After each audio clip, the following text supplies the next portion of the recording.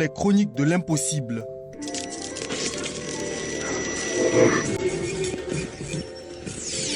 Auréal Choumi.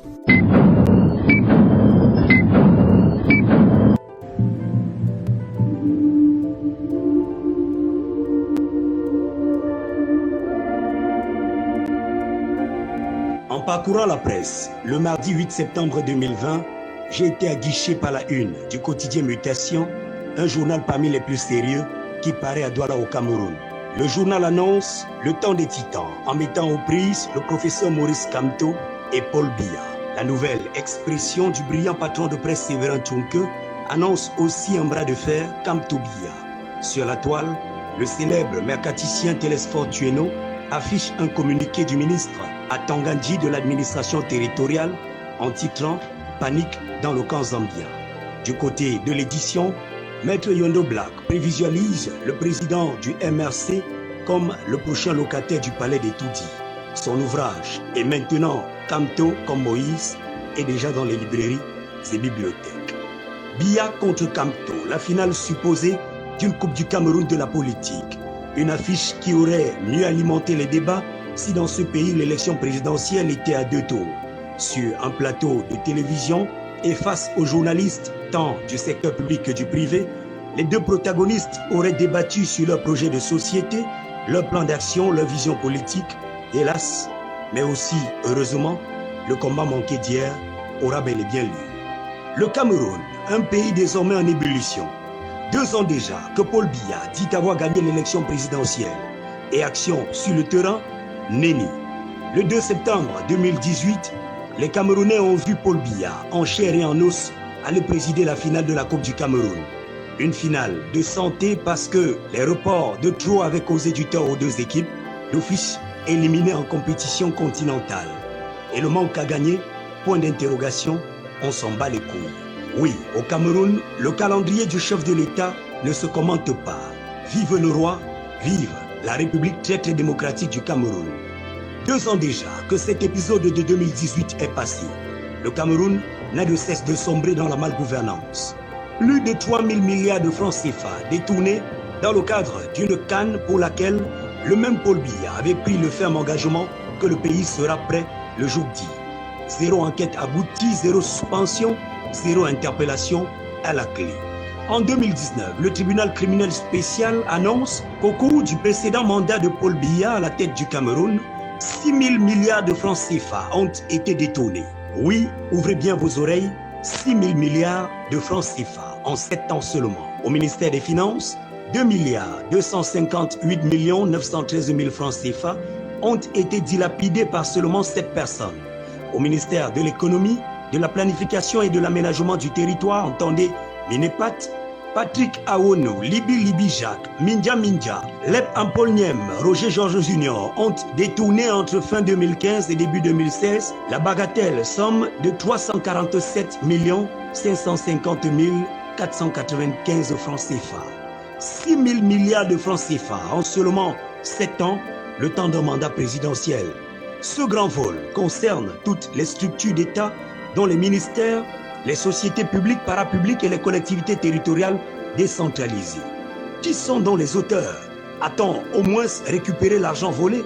A-t-on vendu les biens saisis? À combien? Et où a été reversé cet argent? Flou total.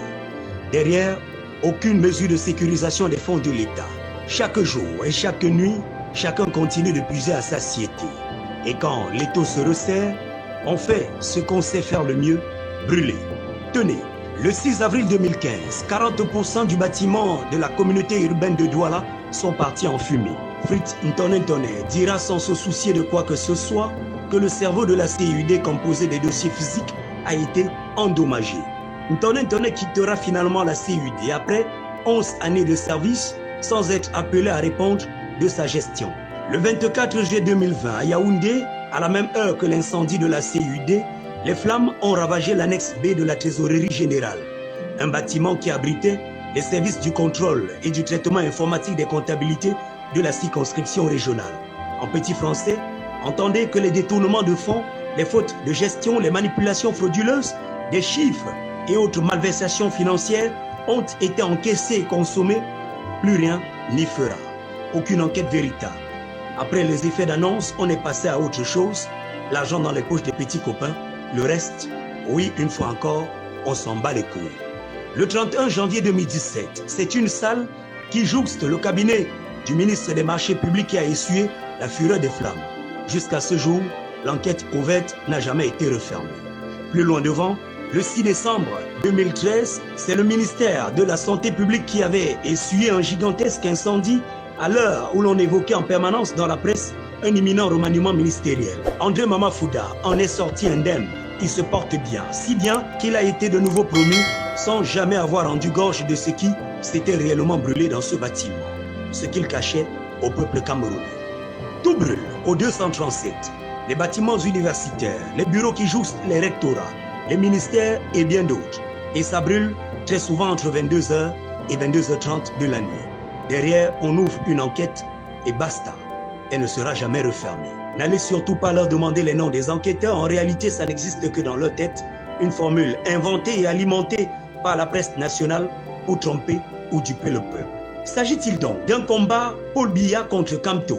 Personnellement, je ne le pense pas. Pour preuve, aucun d'eux ne parle presque jamais de l'autre. Ceux qui répondent au professeur Maurice Kamto tout le temps, ce sont des administratifs et pas n'importe lesquels. Jacques Famendongo, 70 ans, le 14 novembre prochain, est l'un des hommes clés du pouvoir de Yaoundé.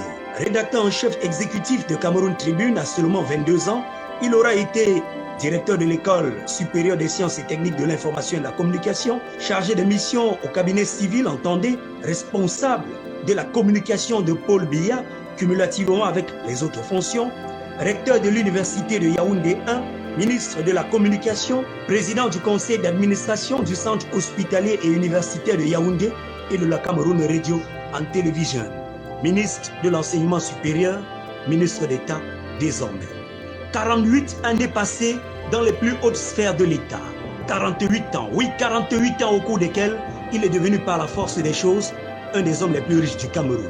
Est-ce donc à un homme comme celui-là que vous allez parler du bien-être du peuple camerounais, des déboires de l'arrière-pays, de la sinistrose du quotidien? Famendongo vit dans une autre planète. N'osez pas lui demander le simple prix d'une baguette de pain. Le père des ordinateurs PBF, 32 Go égale 500, luttera comme un beau diable pour mourir à cette fonction ou à une autre. Il fait partie de ces Camerounais qui se sentent au jour le jour supérieurs aux autres. Les Camerounais à qui appartient le pouvoir, les Camerounais qui mourront avec le pouvoir. Le sang versé au quotidien dans les régions anglophones du pays, les inondations, l'état des routes, l'enclavement des régions, le peuplement des amphithéâtres dans les universités, le peuplement des prisons, la carence de médecins, le sous-équipement des morgues et des hôpitaux, l'exploitation abusive et illégale de la forêt camerounaise et bien d'autres sujets ne peuvent et ne pourront jamais intéresser Jacques Famendongo. Son centre d'intérêt n'est pas celui du peuple camerounais. Oui, ce que 25 millions de Camerounais cherchent au quotidien, Jacques Famendongo estime l'avoir depuis bientôt 50 ans. Quand je parle de lui, je parle aussi de tous ces papis, vieux et fatigués, mais qui ne veulent en aucun cas céder leur fauteuil de ministre aux plus jeunes. Mais de vous à moi, si l'autoroute Douala-Yaoundé était achevée et que les Camerounais circulaient normalement, hommage d'ailleurs en passant à cette jeune compatriote qui a perdu la vie à cause de ce que l'échangeur de vannes ne disposait pas de glissière de sécurité. Si les routes du pays ne tuaient pas plus que les balles au front de guerre, si les jeunes diplômés trouvaient aisément leur insertion professionnelle, si les jeunes entrepreneurs se voyaient payer leurs factures par l'État et les pouvoirs publics, si l'économie du pays était prospère au vu des sacrifices du peuple camerounais, si le SMIC était à un prix raisonnable comme celui de certains concurrents sur la scène africaine, si les musiciens vivaient dignement de leur art, si les humoristes n'avaient aucune peine à payer leur loyer, si les administratifs n'étaient pas des vendeurs de terrain, des scieurs de bois, si la mémoire des militaires morts en guerre était respectée dans ce pays et qu'on décidait que leurs enfants fréquenteraient gratuitement dans les lycées et en faculté, en hommage au sacrifice suprême de leurs parents, si les prisons étaient modernes et détachées des centres urbains, si les magistrats n'étaient pas des dieux dans ce pays, si les anglophones, autant que les francophones, avaient la liberté de construire leur région suivant leurs propres aspirations, si les sous-préfets ne se mêlaient pas dans le processus électoral, si les écoles publiques étaient construites de manière à respecter la dignité de nos enfants, si chaque Camerounais sortait le matin, non pas avec l'espoir que Jésus lui donnerait une manne venue du ciel, mais la certitude que ces efforts seraient récompensés si les pilleurs des caisses de l'État étaient systématiquement arrêtés et jugés, les biens confisqués et mis aux enchères, s'il ne suffisait pas seulement de construire des barrages, mais surtout de les faire fonctionner, si la lumière et l'eau potable n'étaient pas un luxe pour les Camerounais, si le comice agropastoral était un rendez-vous annuel et pas un simple hasard du calendrier, si les bourses scolaires étaient une évidence pour les méritants, si les logements sociaux étaient véritablement destinés au petit peuple, si les indemnisations précédaient les casses, destruction et démolition du fruit de la sueur des pauvres Camerounais, si le climat économique était propice et favorable aux investissements, de vous à moi, quel serait le problème du professeur Maurice Kamto? Ne serions-nous pas nombreux à lui dire « Monsieur le Président du MRC, fermez la bouche et laissez notre pays avancer ».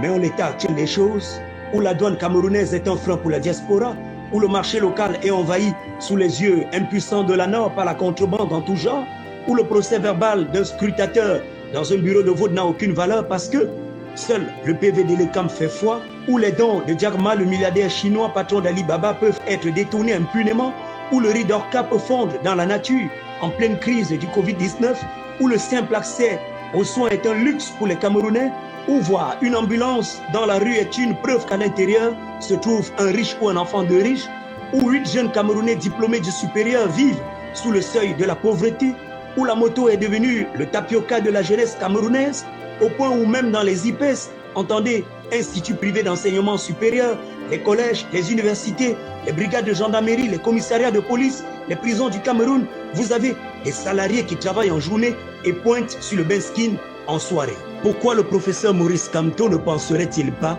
à sauver son pays, notre pays à tous, le Cameroun? Qu'on se le dise, le Cameroun nous appartient tous. En vulgarisant les bars et snack bars malgré une réglementation assez rude sur ce secteur d'activité, Paul Biya savait que l'alcool est un frein à la pensée. Les Camerounais boivent plus que des chameaux dans le désert. La SABC, entendez, la Société anonyme des brasseries du Cameroun, à elle seule a fait boire aux Camerounais en 2019 936 millions de litres de bière. Je n'ai pas cité UCB et Diageo. Voilà avec quoi Paul Biya tient la jeunesse qu'il qualifie de fer de lance de la nation. Non, Monsieur le Président, ayez le courage de le dire aux jeunes dans les yeux, ils sont le fer sans lance de la nation. La bière, la bière, la bière. Et quand on ne boit plus, on remet nos vies à Jésus. Bonjour les églises de réveil. Heureux les pauvres car le royaume des cieux leur appartient, mais Paul Biya et ses ministres ne sont pas pauvres. À quoi sert-il à un homme de gagner toutes les richesses de la terre et de perdre son âme au paradis? Mais l'Église grandit en parpaing et au jour le jour, et finalement ce sont les sociétés occidentales qui tirent profit des quêtes, offrandes, dîmes et tout ce qui va avec la sueur du peuple camerounais. Et dit que Paul Atangadi menace de sortir l'armée pour empêcher que le peuple n'exerce son droit constitutionnel. Monsieur Ndi, dites-moi, qu'avez-vous fait des enfants de tous les militaires qui sont morts au front de guerre? Monsieur Ndi, qu'avez-vous fait des femmes de ces militaires contraintes pour certaines aujourd'hui à vendre parfois leur âme au diable pour trouver de quoi nourrir leurs enfants? Monsieur le ministre de l'administration territoriale, de quels militaires parlez-vous? De ceux qui s'alignent en septembre devant les bureaux des proviseurs pour supplier qu'on prenne leurs enfants au lycée? De ceux dont on chasse les enfants à l'école quand ils sont en guerre pour non-paiement de la pension? De ceux dont on ne reçoit les femmes à l'hôpital quand elles vont accoucher qu'après paiement de certaines factures? De quels militaires parlez-vous, Monsieur Paul Atangadi? De ces pauvres enfants qui survivent avec à peine 60 000 francs le mois? De ces pauvres enfants qui ne parviennent même pas à payer le loyer et qui sont obligés de squatter dans les casernes avec des toilettes infectes et au milieu de l'insalubrité? C'est d'eux que vous parlez réellement, Monsieur le ministre? Des militaires qui se retrouvent obligés de payer les concours à leurs enfants dans ce pays dans l'espoir que leur progéniture ait au moins le matricule? C'est sur ces militaires que vous, ministre de l'administration territoriale, comptez véritablement? Vous ont-ils dit qu'ils n'aiment pas le changement, Monsieur Di? Des militaires que vous avez transformés en vigiles, obligés de passer leur journée devant des microfinances, alors que le gros du gros, le gros pactole, rentre dans vos poches et que ne pointe même pas 5 000 francs de la journée. C'est sur ces militaires que vous comptez réellement, Monsieur Atangadi. Le Cameroun et son armée, des militaires méprisés, clochardisés par les pouvoirs publics qui sont toujours restés sourds à leurs cris de détresse. Souvenez-vous, certains ont été obligés de faire un mouvement d'humeur le mercredi 9 septembre 2015 pour avoir leurs frais de mission. Oui, Monsieur le ministre de l'administration territoriale, les hommes sont au front Ils essuient les tirs nourris de l'ennemi. Ils affrontent la barbarie de Dame Nature pendant que les gens tapis dans l'ombre croquent leur argent à pleines dents dans des bureaux climatisés. C'est sur ces militaires que vous, ministres, comptez pour mater le peuple camerounais, M. Atongadji. Des militaires qui vont en guerre et que vous n'avez jamais daigné visiter dans leur lit d'hôpital. Le 17 janvier 2015, son Excellence Idriss Déby Itno, le maréchal du Tchad, est venu à l'hôpital militaire de Yaoundé réconforter les blessés de guerre contre Boko Haram. Il se murmure qu'il avait même laissé 12 millions de francs CFA pour le personnel de cet hôpital et que les gros poissons se sont assis dessus. Vous, M. Atongadji, pouvez-vous me dire si vous connaissez la route qui mène à l'hôpital militaire de Yaoundé? Y avez-vous déjà mis pied depuis que reviennent les blessés de guerre, que ce soit de la crise anglophone ou de Boko Haram? Mais ce sont ces hommes que vous méprisez allègrement. Ce sont ces hommes pour qui vous n'avez aucun respect que vous osez appeler aujourd'hui à venir massacrer le peuple parce que l'heure du changement a sonné. Je m'arrête là pour aujourd'hui. Le peuple a les oreilles pour entendre. Je l'ai toujours dit, aucune nation au monde ne s'est développée sans révolution. Il revient à Paul Biya d'éviter une révolution mue en révolte au Cameroun. Dans un pays où les populations acceptent toutes les humiliations, toutes les frustrations et les supplices, même les plus immondes, dans un état dit de droit où l'anti-droit a été érigé en modèle de gouvernance, dans une nation où règne la gouvernance par embuscade, le peuple a le devoir de prendre son destin en main. S'il est avéré, par exemple, que Ferdinand Ngongo a envoyé toute sa famille à l'étranger, s'il est avéré que plusieurs ministres vivent dans des maisons de fonction, non pas avec leurs enfants parce qu'ils sont dehors, mais avec la famille élargie, c'est à comprendre que le Cameroun n'est plus pour eux qu'un gâteau où chacun se sert à volonté. Je lance un appel vibrant et interpellateur à tous les militaires, les gendarmes et les policiers du Cameroun, tous les agents des services secrets, de se souvenir de ce qu'était ce pays, de ce qu'il est devenu, de ce que sont devenus les autres pays, les voisins, les concurrents sportifs et économiques comme la Côte d'Ivoire, le Ghana, le Rwanda, la Zambie et bien d'autres. Souvenez-vous, dans ce changement, il ne s'agit pas du professeur Maurice Kamto, mais de nous, de vous, de toutes nos familles et de notre avenir. Il s'agit de notre pays à nous tous, le Cameroun. Entre le vin, le whisky, les prados, les champagnes, les évacuations sanitaires pour les uns et l'eau potable, du pain et des soins pour tout le monde, ce sera à vous de choisir, vaillants soldats. Chers frères et sœurs, porteurs d'âmes et hommes en tenue, la guerre a toujours plu aux dirigeants querelleurs parce qu'ils ont déjà bâti des fortunes dans des paradis fiscaux et ils s'envoleront dans les jets privés des petits copains à la moindre incartade. Souvenez-vous de votre peuple, de ce pourquoi vous vous êtes engagés, du drapeau national qui vit avec vaillance et fierté sur le bras de votre treillis, de l'armoirie d'acier forgé qui scintille sur votre béret. Quand on vous demande pourquoi êtes-vous devenu soldat, la réponse est simple, parce que vous êtes brave. Vous dressez un mur avec fierté, honneur, dignité et loyauté. Vous regardez votre patrie, vos mamans, vos papas, vos enfants, et vous leur dites à tous, dormez tranquillement chez vous. Nous les soldats, on veille sur vous, on monte la garde. Vous êtes nos héros, vous êtes les héros du peuple camerounais. Quand viendra le moment du changement, entre le sacrifice et l'holocauste, entre le meurtre et la vie, entre la dignité et la forfaiture, entre la liberté et les discours de promesses, vous n'aurez qu'un choix à faire, vaillants soldats. Ce choix, c'est la République, le Cameroun. Ce choix, c'est l'avenir de tous nos enfants. Le Cameroun entre désormais dans sa 3e République. Vert ou jaune, paix, travail, patrie. La patrie ou la mort, c'est le peuple qui vaincra. Monsieur le Président de la République, nous vous aimons du fond du cœur.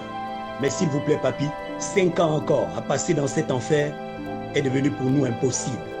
Souvenez-vous, Monsieur le Président, vous avez dit que vous voulez qu'on retienne de vous que vous êtes l'homme qui a apporté la paix et la prospérité à son peuple. Si vous démissionnez, vous donnez une chance de prospérité à cette nation. À bientôt, Excellence. Dieu bénisse le Cameroun.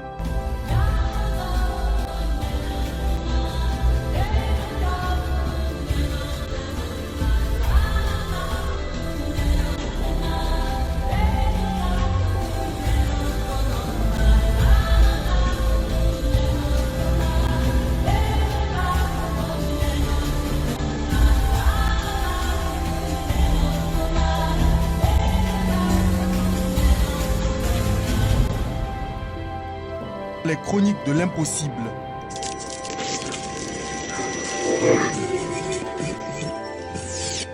Auréal Choumi.